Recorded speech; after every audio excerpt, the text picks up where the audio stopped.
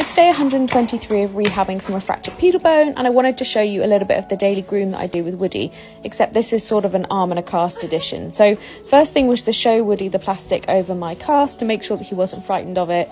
He was actually very cute. And then to follow up with my plastic curry comb. I used to have a rubber curry comb too that I would start with, but somehow I've lost it, so I have to start with this instead.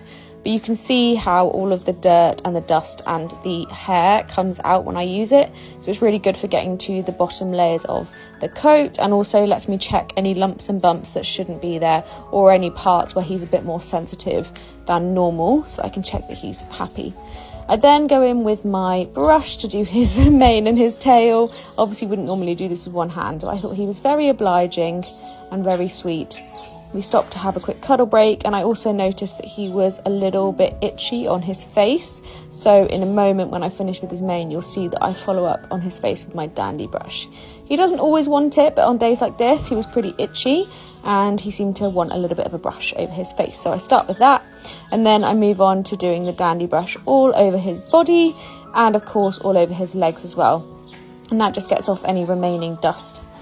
If I really wanted him to shine up, I would follow up with a body brush. There's a particular brand that I have one body brush from that's like a gloss one that brings particularly his brown patches up really nicely, but I didn't use that on this day because it felt like overkill. And then I just followed up with fly spray. He's not the biggest fan of it, but provided that I show him the spray before I start going, he's generally pretty good. I usually start on the shoulder and then move up towards his head, and then obviously go down and do his body. This is the Leovet Tam Tam, which I've spoken about in previous videos.